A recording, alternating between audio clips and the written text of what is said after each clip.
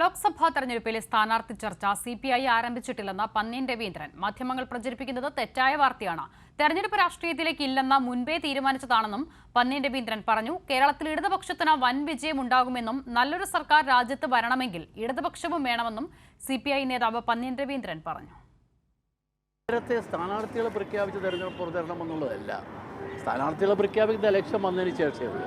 അതിനുമുമ്പ് സ്ഥാനാർത്ഥികളുടെ കാര്യമൊന്നും സാധാരണ ചർച്ച ചെയ്യാറില്ല. ഇതുവരെ ചർച്ചയായിട്ട് എനിക്കറിയില്ല.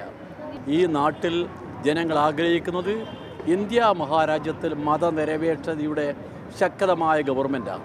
ആ ഗവൺമെൻറ് വേണ്ടി പോരാടാനുള്ള ബലം സത്യത്തിൽ പലപ്പോഴും ചാഞ്ചാടുന്ന കോൺഗ്രസ് കാണിക്കാറില്ല. ആ കോൺഗ്രസ്സിന് അനുകൂലമായ ഒരു മുന്നണിക്ക് കേരളത്തിൽ കഴിഞ്ഞ തവണ പോലെ ഇത്തവണയും സീറ്റ് കൊടുത്താലോ അത് ജനങ്ങൾ ഒരിക്കലും അംഗീകരിക്കില്ല. ഞങ്ങൾക്കറിയാം. അവിടെ ഇടതുപക്ഷ ജനാധിപത്യ മുന്നണിക്ക് ഇത്തവണ കേരളത്തിൽ നല്ല വിജയം നേടിയെടുക്കാൻ കഴിയും എന്ന് പൂർണ്ണ വിശ്വാസമുണ്ട് ഞങ്ങൾക്ക്.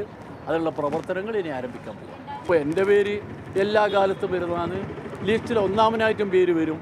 കാരണം എൻ്റെ പേര് ഒന്നാമനായിട്ടല്ല കൊടുക്കേണ്ടത്. അത് വരാൻ പതിവുണ്ട്. അതുകൊണ്ട് അതൊന്നും വലിയ കാര്യമാക്കേണ്ട സഹോദരി.